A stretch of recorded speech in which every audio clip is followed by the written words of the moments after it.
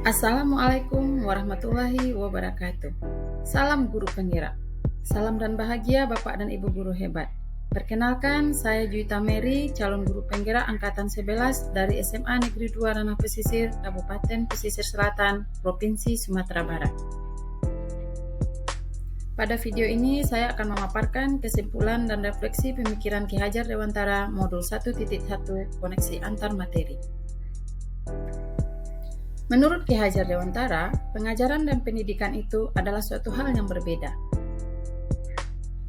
Pengajaran merupakan proses pendidikan dalam memberi ilmu atau berfaedah untuk kecakapan hidup anak secara lahir dan batin. Sedangkan pendidikan memberikan tuntunan terhadap segala kekuatan kodrat yang dimiliki anak agar mampu mencapai keselamatan dan kebahagiaan setinggi-tingginya baik sebagai seorang manusia maupun sebagai anggota masyarakat.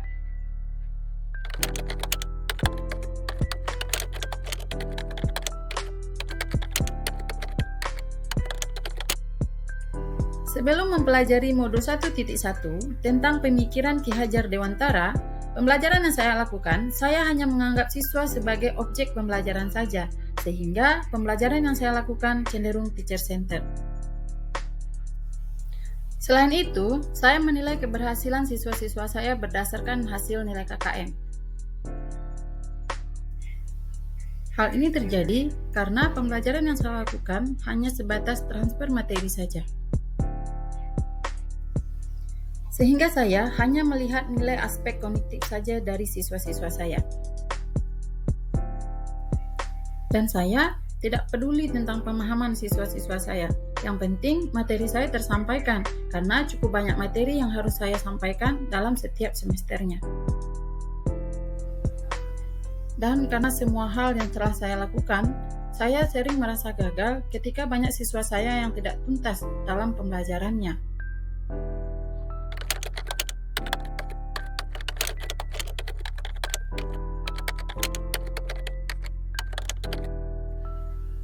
Setelah mempelajari modul 1.1 tentang pemikiran Ki Hajar Dewantara, saya menyadari bahwa apa yang saya pikirkan dan lakukan selama ini tidaklah tepat. Setelah mempelajari modul 1.1, saya menyadari seharusnya saya melakukan proses pembelajaran secara menyeluruh, bukan hanya aspek kognitif saja, tapi juga afektif, psikomotor, spiritual, sosial, dan budaya. Murid bukanlah sebagai objek pembelajaran, tetapi sebagai subjek pembelajaran, di mana mereka diberi kebebasan untuk berekspresi, berpendapat, dan berkreasi. Dan guru hanya berperan sebagai fasilitator dalam pembelajaran. Dalam proses pembelajaran, guru harus bisa bersikap sabar dan ikhlas agar tercipta pembelajaran yang menyenangkan dan berpihak kepada murid. Selain itu, saya juga harus memahami karakter murid-murid saya, karena setiap anak dilahirkan dengan kelebihan dan kekurangannya masing-masing.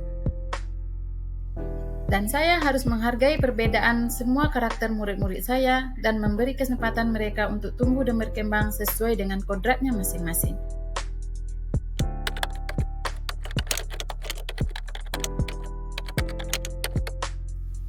Yang dapat segera saya terapkan dalam pembelajaran di kelas antara lain merancang pembelajaran yang interaktif dan menyenangkan, melibatkan murid sebagai subjek pembelajaran atau student center, menerapkan pembelajaran abad 21, yaitu berpikir kritis, kreatif, komunikatif, dan kolaboratif. Dengan berpegang teguh pada konsep pembelajaran yang memerdekakan anak, pembelajaran tidak lagi menuntut, melainkan menuntun, karena tugas guru adalah memberi tuntunan atau arahan yang baik kepada murid, sehingga pembelajaran yang berpihak kepada murid dapat tercipta dengan baik.